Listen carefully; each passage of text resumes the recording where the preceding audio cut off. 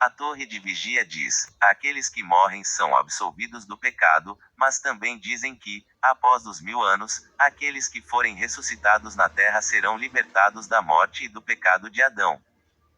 Depois de 1000 anos, quem não foi liberto do pecado quando morreu? Tremenda contradição. A Sentinela 1998, 1º de fevereiro. Páginas 22 a 23, parágrafo 16. As outras ovelhas e a nova aliança.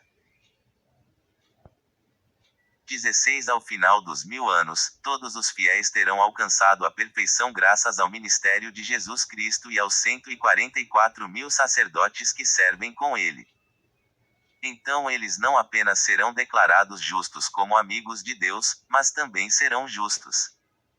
Eles vão viver novamente, pois estarão completamente livres do pecado e da morte herdados de Adão. Então, quando eles forem ressuscitados, eles não serão sem pecado de acordo com a torre de vigia. Mas eles estão livres após os 1000 anos. Portanto, a morte não os liberta do pecado de acordo com este artigo. Apocalipse se aproxima de sua culminação magnífica. Capítulo 40. Página 290. Parágrafo 15. A cabeça da serpente é esmagada. 15 Daltons. Mesma forma, as testemunhas de Jeová antes do cristianismo foram declaradas justas na amizade com Deus, e Abraão, Isaque e Jacó disseram que viviam, mesmo estando fisicamente mortos. Mateus 22, 31, 32. Tiago 2, 21, 23. No entanto, eles e todos os outros que são ressuscitados, bem como a grande multidão de outras ovelhas fiéis que sobrevivem ao Armagedon e quaisquer filhos que tenham no novo mundo, têm ainda para ser elevado à perfeição humana. Serão levados a essa perfeição por Cristo e seus reis e sacerdotes associados durante o dia do juízo de 1000 anos, à base do sacrifício de resgate de Jesus. No final daquele dia, os demais mortos terão vivido, no sentido de que se tornarão humanos perfeitos. Justo no sentido mais amplo.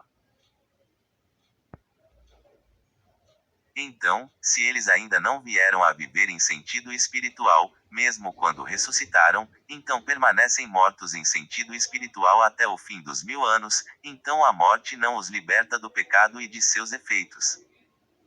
Se eles veem a contradição da torre de vigia. Livro de Raciocínio. Página 332. Parágrafo 1. Ressurreição. Então, quem são os demais mortos?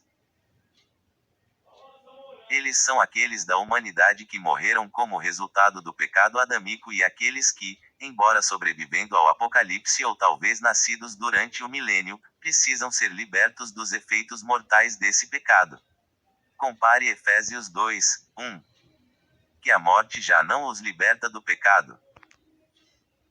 E se a morte já os libertou do pecado, também deveria tê-los libertado de seus efeitos mortais supostamente. Aqui podemos ver as inconsistências da sentinela. O livro de raciocínio continua. Em que sentido é que eles não ganham vida até o fim dos 1000 anos? Isso não significa sua ressurreição. Este, ganhar vida, implica muito mais do que simplesmente existir como humanos. Significa alcançar a perfeição humana, livre de todos os efeitos do pecado adâmico. Observe que a referência a isso no versículo 5 é encontrada imediatamente após o versículo anterior dizer que os que estão no céu, viverão. No caso deles, significa vida sem nenhum dos efeitos do pecado, eles até recebem o favor especial da imortalidade, 1 Coríntios 15, 54. Assim, para o resto dos mortos, isso deve significar plenitude de vida na perfeição humana. Mais uma vez, a morte não os liberta do pecado e, portanto, tampouco da imperfeição causada pelo pecado.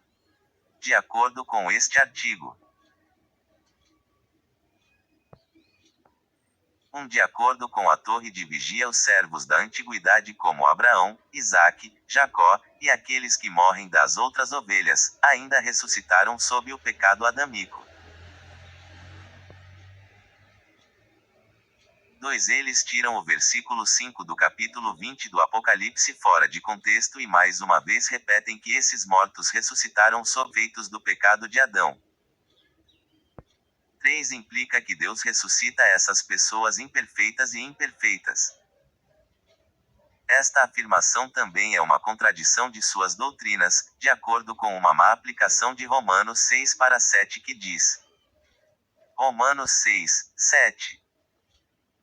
7. Pois aquele que morreu foi justificado do pecado. Para a torre de vigia, isso significa que aqueles que morrem são absolvidos de seus pecados, mas, se são absolvidos de seus pecados, como é que, quando ressuscitam, ainda precisam gastar 1000 anos para serem libertados do pecado e da imperfeição? O pecado causa a morte espiritual.